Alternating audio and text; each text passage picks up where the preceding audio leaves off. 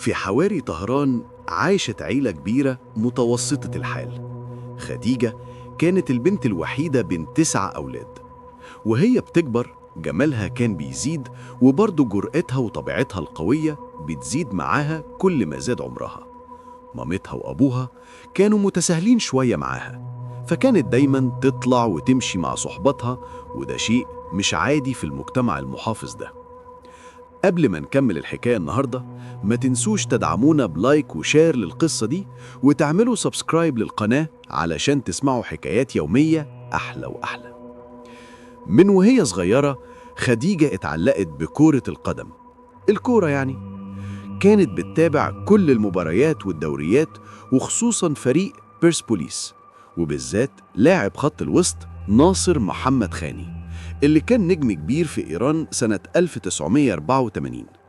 كانت بتجمع صور ناصر ده من الجرايد والمجلات وتعلقها في أوضتها، وكل حاجة في حياتها كانت متعلقة برقم 8، رقم قميصه. وفي يوم من الأيام وهي قاعدة مع صحبتها، عرفت إن ناصر ساكن في منطقة قريبة منهم في طهران، وبدون أدنى تفكير اليوم اللي بعده راحت المدرسة وطلعت منها، وأخدت تاكسي وراحت المنطقة دي.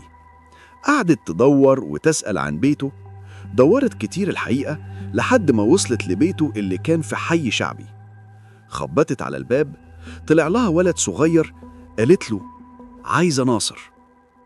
الولد استغرب ونادي على ناصر، ولما ناصر طلع ما كانش فاهم حاجة. قدامه مجرد بنت صغيرة لابسة زي المدرسة، قالت له أنا اسمي خديجة وعايزة أتكلم معاك، أنا بحبك قوي. ناصر استغرب وقال لها يا بنتي ده مش كويس، أنا راجل كبير وإنتي صغيرة ويمكن أهلك يقلقوا عليكي. لكن خديجة ما كانتش بتسمع أي كلام، كأنها كانت مسحورة بيه. عشان يخلص منها بطريقة لطيفة قال لها استني دقيقتين، أنا هلبس وأوصلك بنفسي. وفعلا راح غير هدومه بسرعة ورجع وأخدها من إيديها علشان يوصلها. المشكلة بقى إنها ما وافقتش تروح معاه إلا بعد ما أخدت رقم تليفون بيته. خديجة بدأت تتصل بيه في البيت، عملت له إزعاج كبير جدا، وناصر كان راجل محترم ومشهور وخاف من الفضيحة. كان بيحاول يبعدها عنه، لكن إصرارها كان أقوى من محاولاته بكتير. في الآخر وافق يقابلها في كافيه صاحبه اللي كان اسمه حافظ عشان محدش يشوفهم. لما شافها استغرب جدا. خديجة كبرت وطلعت أجمل ما يكون، وبرضه كانت لابسة أحلى حاجة وحط عطر جميل. ناصر الراجل المتجوز والأب وقع في غرامها للأسف. رغم فارق السن والمسؤوليات اتفقوا يتجوزوا عرفي، يعني جواز في السر من غير أوراق رسمية، وأجروا شقة صغيرة يلتقوا فيها. ناصر بقى عايش حياة مزدوجة.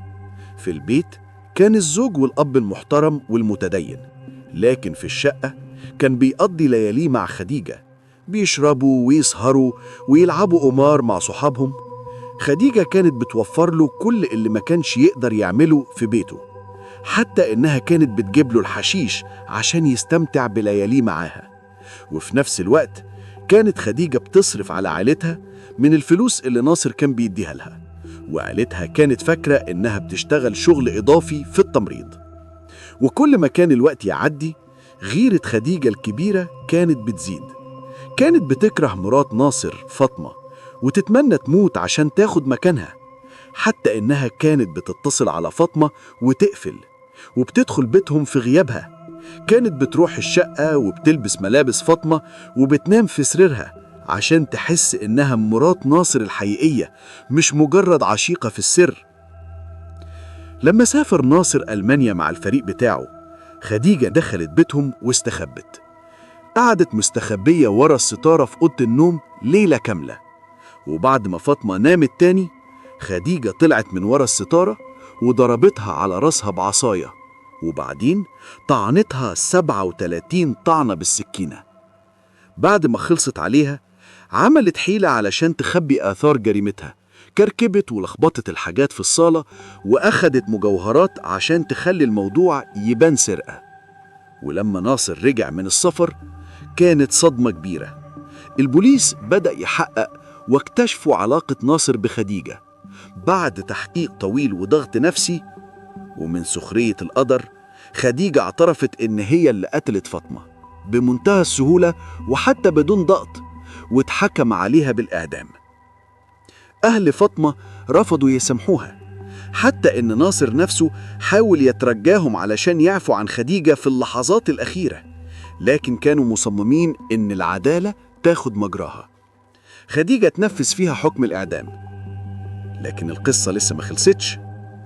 بعد كام سنة ناصر اتجوز تاني، واحدة تالتة، ووقع في مشاكل مع عيلتها، حتى إنهم خطفوه علشان ياخدوا منه فلوس. لكن ده موضوع هنحكيه في قصة جاية بإذن الله. ما تنسوش تدعمونا بلايك وشير للقصة دي، وتعملوا سبسكرايب للقناة علشان تسمعوا حكايات يومية أحلى وأحلى.